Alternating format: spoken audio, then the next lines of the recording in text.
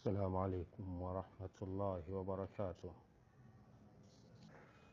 إن الحمد لله نحمده ونستعينه ونستغفره ونعوذ بالله من شرور أنفسنا ومن سيئات أعمالنا.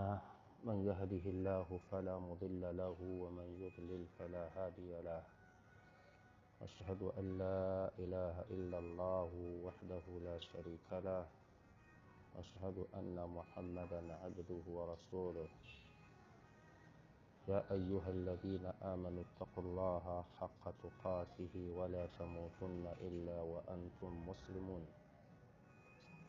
يا أيها الناس اتقوا ربكم الذي خلقكم من نفس واحدة وخلق منها زوجها وبث منهما رجالا كثيرا ونساء واتقوا الله الذي تساءلون به والأرحام إن الله كان عليكم رقيبا. يا أيها الذين آمنوا اتقوا الله حق تقاته ولا تموتن إلا وأنتم مسلمون. يا أيها الذين آمنوا اتقوا الله وقولوا قولا سديدا يصلح لكم أعمالكم ويغفر لكم ذنوبكم ومن يطع الله ورسوله فقد فاز فوزا عظيما. أما بعد، baada ya kumshukuru Allah jalla jalalu na kumwombea ziada ya rahma na amani mtume wetu Muhammad sallallahu alayhi wa sallam, kwanza kabisa naomba kumuomba Allah tabaraka wa taala kwa majina yake matukufu na sifa zake njema atuthibitishe katika njia hii kwa ikhlas pamoja na sidq kwake yeye Allah jalla jalalu na kwa umma wa Kiislamu.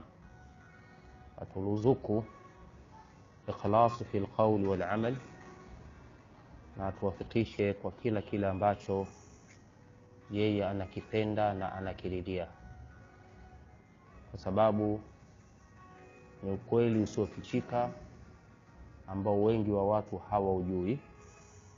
Uwepo wangu mimi hapa na uwepo wako wewe hapo ulipo, hakuna jitihada zetu wala uwezo wetu, ila ni taufiki ya Allah tabaraka wa taala.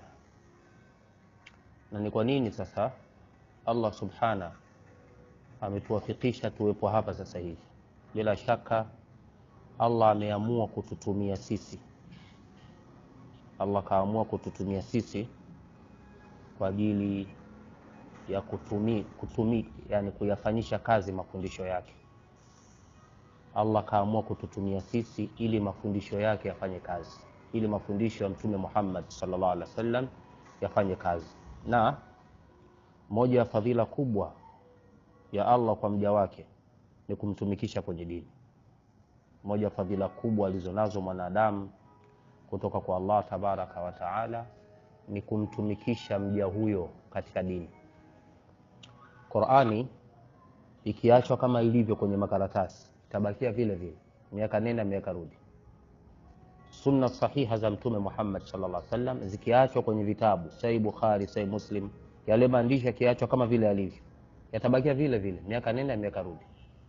Lakini wakipatikana watu ambao watachukua yale mafundisho ya Qur'an, watayafanyia kazi wenyewe kwenye dhati zao, wakachukua mafundisho ya Mtume Muhammad sallallahu alaihi wasallam wakayafanyia kazi kwenye dhati zao, alafu wakawa wanawaambia na wenzao, hapa ndipo ambapo Qur'ani na Sunna vinafanya kazi. Ni nani sasa wakuchukua hayo mafundisho ya Qur'an? Ni nani wakuchukua mafundisho ya Sunna kuyafanyia kazi, lakini kuyawasilisha kwa umma wa Kiislamu na umma wa wanadamu kwa ujumla? Hawa ni watu maalum ambao Allah amewachagua kufanya kazi hiyo. Angalia leo dunia ya Kiislamu inaangalia sehemu moja. Dunia nzima ya Kiislamu sasa hivi inaangalia sehemu moja, inaangalia katika eneo la Maka kwa ajili ya utekelezaji wa ibada ya hija. Huu ndio wakati wake. Lakini mnajua kwamba ibada ya hija ni matendo ya watu wanne tu. Wewe niambie, wewe unachokijua kitendo katika hija, mimi nitakwambia hicho kitendo ametenda mmoja katika watu wanne kwa dalili ima Qur'ani au Sunna. Hakuna tendo lolote kwenye ibada ya hija tokea inaanza mpaka maeneo yanayofanyika ibada ya hija. Haya maeneo walikusanyika watu wanne. Wa kwanza Nabiiullah Ibrahim, wa pili mke wake mdogo mama yetu Hajar, wa tatu mtoto wao wa kwanza Ismail, na wa nne ni Mtume Muhammad sallallahu alaihi wasallam. Tendo lolote unalijua kwenye ibada ya hija limefanywa na watu wanne. Ukisema kufanya tawaf, hii ni ibada ya Ibrahim alayhi salam. Ile Kaaba yenyewe uwepo wake ni Ibrahim na Ismaili. Kule kwenye jamarati Ibrahim alikuwa anataka kumpiga mawe shetani. Sa'i baina Safa wal Marwa ni tendo la Haji, alikuwa anakimbia kwa ajili ya kumnusuru mtoto wake kutokana na kiu na njaa. Hakuna tendo lolote la ibada hija ila ni hao watu wanne. Allah aliwapenda akawachagua watu hao wanne akawatumikisha kwenye dini. Sisi sote tunafanya ibada ya hija kwa ukamilifu wake, ni copy na paste ya matendo ya watu wangapi? Wanne. Unaonaje ukawa wewe matendo wanaotenda waja wa Allah sababu yake ni wewe, kwa kauli yako au kwa matendo yako? Kuna wakati sisi watu wa dini tutahadhari kutenda matendo mbele za watu. Kuna siku moja nipo na mtu mmoja, ni ami, sio alim, sio mtu wa elimu. Tumetanguzana, ananitoa sehemu fulani, amelipa lifti anipeleka sehemu fulani. Umefika wakati wa asr, tumeingia msikitini kuswali. Tumeswali, mimi naswali kawaida tu, sina hili wala lile. Tumemaliza, kuna siku ananiambia kuna jambo lilikuwa linanitatiza na nilikuwa sijawafikiwa kukuuliza, lakini siku yetu tupo kwa pamoja tumeenda kuswali asri, nilikuona unalifanya lile jambo. Ikawa tendo lako ulilofanya limenitosha, ni hata kukuuliza sikukuuliza. Nikaona kumbe linatendwa hivi. Basi anakuja kuniambia jambo hili wakati mimi sikujua kama ananiangalia natenda nini. Kwa kama utendaji wangu kuwa batili, maana yake bwana angekopi tendo langu la batili. Allah akimpenda mja wake humtumikisha kwenye dini. Wa man yuridillahu bihi khairan yufaqihuhu fi dini. Yule mtu ambaye Allah amempenda, kampendelea kheri, basi huwa anamfungulia mlango wa taaluma ya dini. Ajue yeye dini, aifanyie kazi, lakini aifikishe dini ile kwa watu wengine. Kwa hiyo dhima inayokuja mbele yetu ni kufanyia kazi hiki tunachokisoma, alafu kukifikisha kwa watu wengine. Hapa ndipo ambapo tutakuwa tumekamilika kwenye kutumika kwa ajili ya dini ya Allah tabaraka wa taala. Ikhwan, mukaddima huu ni kwa ajili ya kumshukuru Allah tabaraka wa taala kuniwafikisha mimi na wewe kuwa eneo kama hili. Lakini hatutapata fadhila na faida na thamara ya uwepo wetu hapa ikiwa kama hatuja kamilika kwenye vipengele viwili. Kipengele cha kwanza ni al-ikhlasu lillahi, na kipengele cha pili mutaba'atu rasul sallallahu alaihi wasallam aliposema Allah tabaraka wa taala liyabluwakum ayyukum ahsanu amala. Allah katuleta duniani atutahini ni nani miongoni mwetu atakayetenda matendo mema. Alipoulizwa al-Imam Fudayl ibn Iyad rahmatullahi ta'ala alayhi akasema akhlasuhu wa aswabu. Liyabluwakum ayyukum ahsanu amala, ayu hasanul amal, lipi ni katika matendo mema? Akasema akhlasuhu wa aswabu.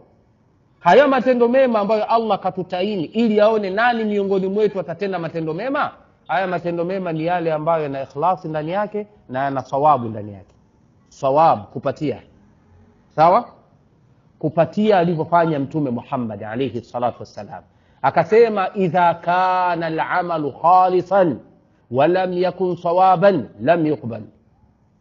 Wa idha kana sawaban wa lam yakun khalisan lam yuqbal hatta yakuna khalisan sawaban. Ibada ya mja anayoifanya inapokuwa imekosa ikhlas haikubaliwi, na inapokuwa imekosa sawab haikubaliwi, mpaka iwe ina ikhlas na iwe ina sawab. Sawa? Akasema ili matendo ya mja yakubaliwe ni lazima yawe na ikhlas na sawab. Ikhlas, utakase tendo lako kwa ajili ya Allah pasina ria, kujionyesha, kutaka kutajwa na watu kwa uzuri, kuwa ni katika watu fulani kwa hayo matendo yako. Lakini pia ulazimishe kufanya kama alivyofanya Mtume Muhammad sallallahu alaihi wasallam. Kwa hiyo tuna uhakika kwa idhini Allah na taufiki yake tupo kwenye njia sawa. Lakini ili tulipo kwenye hii njia sawa, tunahitaji ikhlasi pamoja na sawab. Tuwe tunasaidiana katika kufikia kwenye ikhlas, tusaidiane kufikia katika sawab, na kila mmoja au kunjue moyo wake kwa ajili ya kutafuta kufikia katika ikhlas, au kunjue moyo wake kwa ajili ya kufikia katika sawab. Alafu sisi baadhi yetu kwa sisi ni nasaha na wala sio ghashasha. Almu'minuna nasaha walmunafiquna ghashasha. Waumini ni wenye kuambiana, kunasihiana, kurekebishana, na wanafiki ni wenye kudanganyana, kufanyiana hadaa, kufanyiana ghush. Kwa safari yetu hii inahitaji mapenzi, ukweli, huruma, nasaha, taujii, na kila mmoja kati yetu ana wajibu wa kufanya hilo kwa mwenzake. Mimi nimekaa huko kibla kama imam tu, lakini swala sio ya kwangu Swala ni ya Allah. Sawa? Hii elimu, taaluma yote ni ya Allah. Lazima apatikane mmoja atangulie na wengine wa wasikilizaji, lakini hakuna mwenye mamlaka na chochote katika haya tunafanya. Mamlaka yote ni ya Allah tabaraka wa taala, na mimi nitakuwa mkamilifu pale ambapo nyinyi mtanikamilisha, kwa kuniambia pale ambapo na mapungufu, shekhe hapo umefanya mapungufu. Pale ambapo pana makosa wakasema shekhe hapa umekosea. Huo ndio ukamilifu wangu. Lakini itakapotokea mna heshima za kupitiliza, alafu mna uoga usiokuwa na maana. Heshima za kupitiliza huwa zinamfanya mtu asiseme, lakini uoga usiokuwa na maana unamfanya mtu awe muoga hata kwenye mambo ya msingi. Hapo haitakuwa katika kurekebisha, itakuwa ni katika kudhuru na kuharibu, na hili jambo si la kwangu wala sio la kwako. Jambo hili la Allah tabaraka wa taala. Sote tuwe kwa ajili ya Allah katika kufikia safari hii. Leo tunaanza kitabu kipya katika silsila yetu ya tauhid, na kitabu kilichopo mbele yetu palikuwa pana khiari baina vitabu vingapi? Viwili. Tukaona tutangulize hiki hapo tafuata hicho cha pili, baina ya fadlul islami na baina ya nawaqidul islam. Baina fadlul islami na nawaqidul islam. Hivi vitabu viwili vinafuatana katika silabasi hii ya kusoma tauhid. Sasa tumeona tutangulize maelezo ya fadhila, alafu baadaye tueleze kwamba hizi fadhila huwa kuna wakati zinavunjika. Kwa mtu akifanya kadha wa kadha wa kadha, hizi fadhila zote zilizosoma zinaweza zikavunjika na mtu akawa hana Uislamu tena baada ya kuwa alikuwa ni Muislamu. Sawa? Kwa tunatanguliza fadhila za Uislamu, tukimaliza tunaingia katika nawaqidhu al-Islam.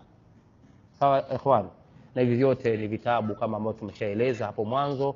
Hii ni silabasi ya al-Imamu Muhammad ibn Abdul Wahhab Tamimi rahmatullahi ta'ala alayhi. Nataka tukimaliza silabasi hii kwenye upande wa itikadi tutakuwa tumekaa sawa sawa, alafu tutafungua milango mingine kwa yale yanayohitajika biidhnillah wa tawfiqihi. Kwa hiyo hii ni fadhlul Islam. Ameandika kitabu hiki muallif kwa lengo la kuelezea Uislamu ni dini bora. Uislamu ni dini yenye fadhila. Uislamu ni dini yenye cheo na daraja. Lakini pamoja na kueleza haya, alieleza pia nawaqidul Islam kama ambavyo nimeashiria, vitu ambavyo huwa mtu akivifanya vinatengua Uislamu wake hata kama alikuwa ni Muislamu. Na hata kama atajiitikadi bado kuwa ni Muislamu, anaweza akawa amevuka, ametoka katika Uislamu kwa kufanya naqid katika hizo nawaqid. Kwa leo tunazungumzia fadhila.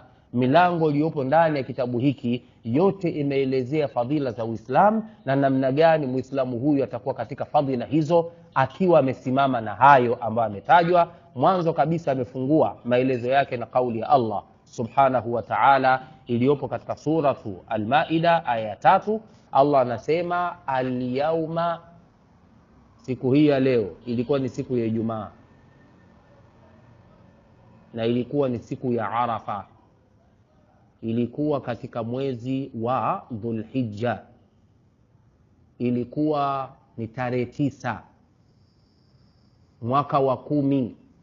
Mtume Muhammad sallallahu alayhi wa sallam anawaaga umma wa Kiislam katika hajjatul wadaa. Allah anatangaza muago huo kwa kauli ya Allah tabaraka wa taala, al-yawma, leo hii. Ilikuwa lini? Ijumaa. Tarehe ngapi? Mwezi gani? huu mwezi tunaona Dhulqaada, ujao mwezi wa Dhulhijja, leo siku ya